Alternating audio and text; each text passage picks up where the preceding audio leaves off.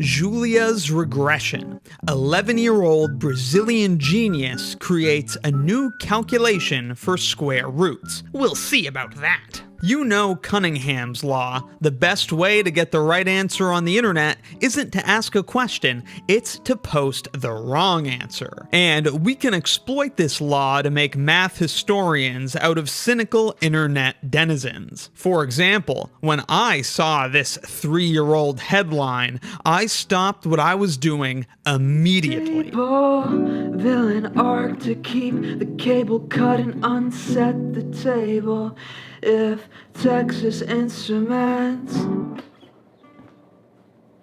I won't stand for this inspirational, uplifting, child-celebrating misinformation. Let's start by examining Júlia's method, the allegedly new calculation trick discovered by 11-year-old Júlia. Then we'll discuss how much of that is allegedly and how much is new. Suppose we want to find the square root of 484. We begin by guessing a number that we think is near the square root. I know that 20 squared is 400, so maybe I guess 20.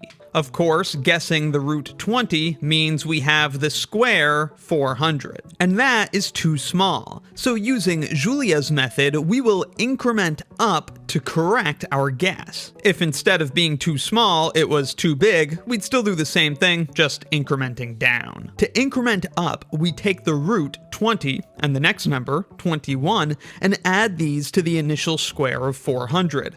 We get 441. There's math going on here that assures us this new number is actually 21 squared. So 21 is our new root. But again, it's clearly too small. So again, we'll increment up. Add the root 21 and the next number 22 to the square 441. So 441 plus 21 plus 22 is 484. And bam, that's the number we're looking for. And so that last number added, 22, is the root. Using Júlia's method, we find that the square root of 484 equals 22. The point of this method is to make one close guess for the root and to square that, but to then only require addition to correct the guess. No other complicated operations are necessary. Júlia is from Minas Gerais, where her math teacher, Mr. Ferreira, was impressed by her discovery of this trick. And this is where the story begins to get a bit fuzzy. Some sources make it sound like the professor just did a clean write-up of Júlia's method, and it was sufficiently innovative to be published in one of Brazil's most important mathematics journals, which goes unnamed in many of the articles. Other articles suggest the effort from the teacher was more considerable. MegaCurioso.com said, somewhat dramatically, to mathematically express the student's reasoning, Professor Frederico Ferreira de Pinho Tavares immersed himself in a year of advanced studies until he developed Júlia's regression, a formula that is now gaining prominence in one of the leading scientific journals in the field. But don't be misled, the journal in question is not a pure mathematics journal publishing significant developments in mathematics. It's the Revista do Professor de Matemática, a journal about math education. Its title translates to Mathematics Teachers Magazine. And in it, Júlia's teacher, inspired by her discovery, published his own technique for finding square roots. So far as I can tell, it's actually new. So we ought to look at that,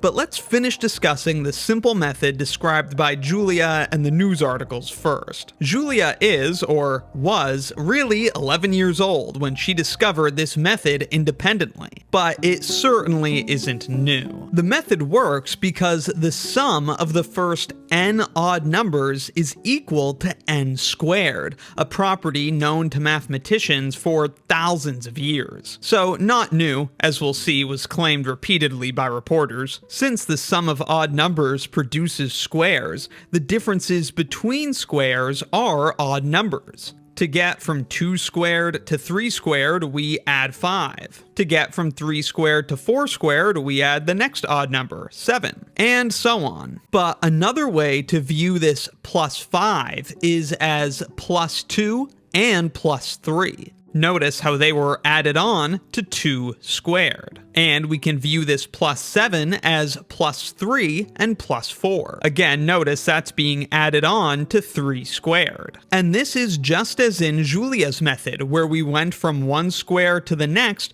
by adding the root and the root plus 1. To go from 2 squared to 3 squared, add the root 2 and 2 plus 1. That's really all there is to it. This connection between squares and odd numbers appeared explicitly in Chapter 9 of Introduction to Arithmetic by Nicomachus, published around 100 AD. You can see here when describing squares, he says, "Then this number is also produced by extensions of the natural series of number by a monad, no longer by heaping on of successive numbers to successive numbers as it was shown, but rather all alternate numbers by 1, that is, the odd numbers. For the first potential square is the first number 1. The first actual square is the second number of 1 and 3. Then the second actual square is the third number of 1 and 3 and 5, and so on forever." But even this by Nicomachus was not a groundbreaking treatise on arithmetic. It was instead a collection of things already known. So the connection between odd numbers and squares likely dates back even further. But it's no surprise that journalists reported Julia's story with a bit of sensationalism. She created a new formula for square roots. Her professor said it was something completely different. It's not taught in schools. It's not taught in colleges. Based on the student's idea, Fred created a huge formula and sent it to one of the most important scientific mathematics journals in Brazil. According to Gustavo Araujo, the formula could open up new theoretical studies. The teacher developed not just a mathematical formula, but an approach that challenges the norm and paves the way for new theoretical studies in mathematics. It's not just a formula.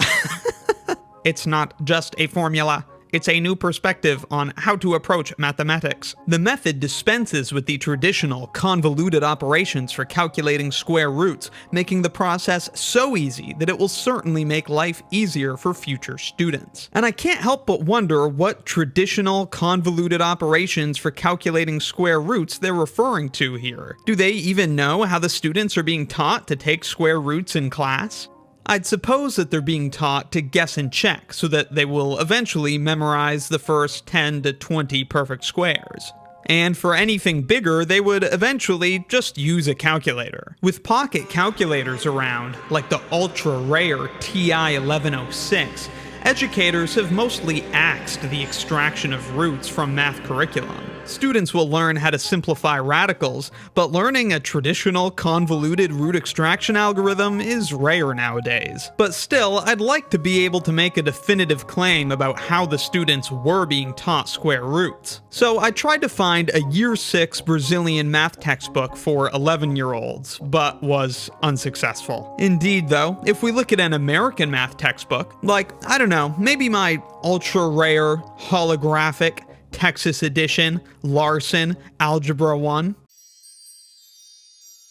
They don't go into any depth whatsoever about calculating square roots, aside from just how to verify that you guessed a root correctly and some basic estimation. So again I ask, what are those convoluted operations for taking square roots? Maybe the students were learning Heron's method, published by Heron of Alexandria in 60 AD. Using Heron's method, if you want to find the square root of s, just make a guess. Then use this formula over and over again as much as you like to approximate the square root more accurately. But Julia's method is hardly a replacement for this, since her method, while quick and simple, works only for perfect squares. Heron's method, while a bit more complicated, you can see works for anything. Alright, so no surprises. Julia had an awesome accomplishment, and journalists exaggerated it for clicks. We could find many examples of people diminishing her creative thinking in response to the hyperbolic reports, but many of them I would have to translate from Portuguese and are several years old already. So I'd rather skip straight to the teacher's published method. This whole ordeal resulted in publication in a Brazilian math education journal, but none of of the stories I found describe the teacher's publication in any detail. Sadly, I don't have access to the publication, but thankfully the professor himself has a website for the method. It's regresodejulia.com. And here we see two formulas to calculate square roots. One for when the initial estimate is too big, and one for when our initial estimate is too small. Just like with Julia's method, which could be used to move our guess forward or backwards if needed. Now, what should really jump out to you about these formulas once you take them all in is that they're just that, single formulas. It's not an iterative computation that can be repeated to a desired level of accuracy. It's an actual formula for the exact value of the square root we seek, provided we're dealing with perfect squares. The derivations of the formulas are straightforward, so you can pause and take a look at them if you please. Note that root L plus k in the first case and root L minus k in the second case are the initial guesses. In the first case, the initial guess is too big, so k needs to be added to the true root to represent our initial guess. In the second case, the initial guess is too small, so k needs to be subtracted from the true root to get our initial guess. But in either case, k is the positive difference between, I forgot to write that word, root L, which is the root we're looking for, and our initial guess. And it's k, that positive difference, which is key in the formula. Once we do the work to find it, we can just plug everything in and get the square root. D, as we'll see, is very straightforward to calculate. Unfortunately, while this can work in one step, k isn't trivial to find and will require guessing and checking. Alright, here's how it works. Like we said, the square root of L is what we're trying to find, and k in the formula is the positive difference between the square root of L and our initial guess. The only other letter in the formula is D, and D is the difference between the squares, where our initial guess squared comes first. In the professor's examples, he used W for the initial guess, so that's what we'll do as well. So square the initial guess and subtract the radicand, or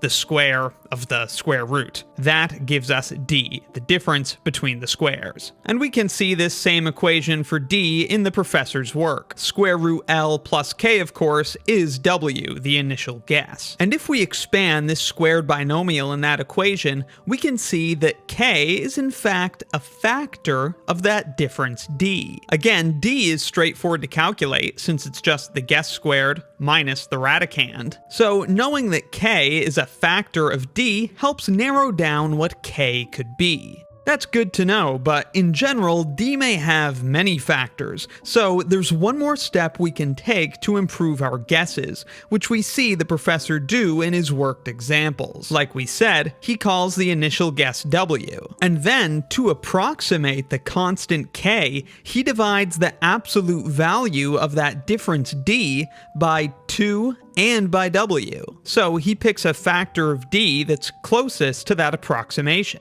Okay, let's go through our own example, and then I'll explain why this part, to inform our guess of K, makes any sense. Suppose we want to find the square root of 17,956. We begin with a guess. I know that 14 squared is 196, so 140 squared is 19,600. That's fairly close, so I'll stick with that as my initial guess, 140. It is, of course, an overestimate, so if we were using the simple Julia's method, we would just back this up until we get to the correct root. That'd be 19,600 minus the root minus 1. Still too big, so subtract again, and again, and again, and again, and again. There we go. Since the last number we subtracted was 134, that is the square root of 17,956. Kind of a pain with all that subtraction, or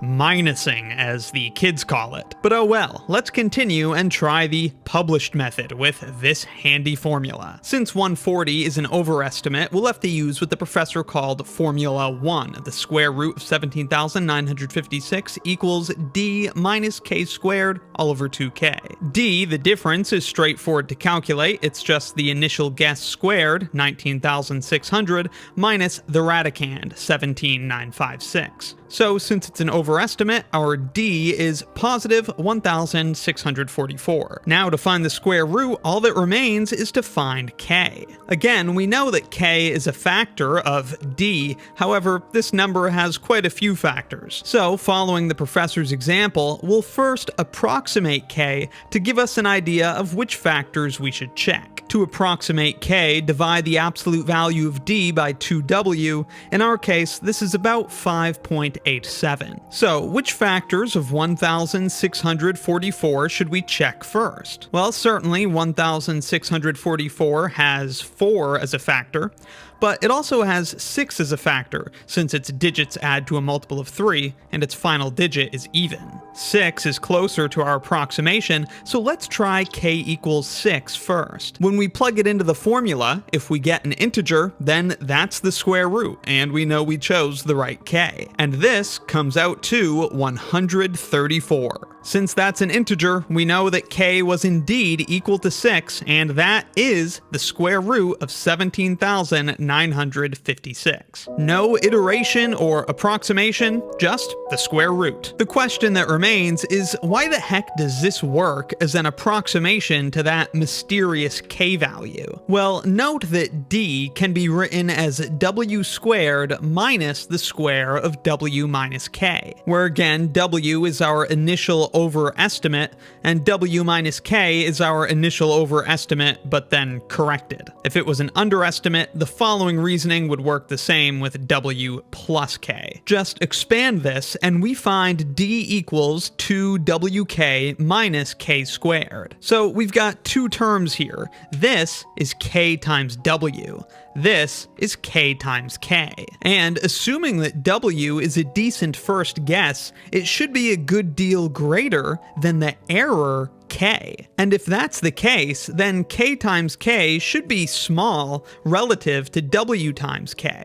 So if k squared is indeed small, then we can roughly approximate it as 0. Then D is about 2wk, and we can approximate k as D over 2w. And throw on the absolute value because depending on the initial guess, D could be positive or negative. So that's why the absolute value of D over 2w works as an approximation to guide our first choices for k. If the initial guess is not accurate, so that k times k is not small relative to wk, then this approximation will just be unhelpful. So you'd be stuck checking most of the factors of the D in question to see which one gives an integer output in the formula. Just for example, if in our demonstration we had chosen the factor 4, we'd have got 203.5. So clearly that's not the root of a perfect square, and 4 is not the correct k. But there you go. That's the actual method that's probably a big part of why this story was picked up. It's much more tantalizing since the reporters can say that this 11-year-old girl got published in one of Brazil's leading scientific journals. As you can see though, the teacher was pretty far removed from Júlia's original method in his formulas. Regardless though, it does seem to be a novel way to calculate roots. In general, I'd say it's more work than Heron's method, since it requires us to square a number, find some or all factors, and then potentially many divisions to check which factor actually works. But unlike Heron's method, which can be carried on forever without finding the exact root, once the professor's method is all said and done, we get an exact answer. As long as we're working with perfect squares, of course. But you tell me, which method do you like? There are, of course, many other square root algorithms, and I'm sure many other students will continue to stumble upon the same relationship Júlia did. It's unfortunate the journalists somewhat exaggerated her discovery, since that directed a lot of the public's energy towards diminishing her creativity. I can't help but wonder if more cynical articles actually would have been better. That would leverage the vocal internet's predisposition to criticism to get tons of angry clicks for diminishing the clever thinking of a bright young lady. But I guess it'd be tough to get anyone to click on an article titled 11-year-old quotes Nicomachus. Riverside Drive held me up when the first man I loved died. When I could only say I love you through sobs and say I'll miss you. Last time I was in talking shells out of the shotguns. Someone with a much bigger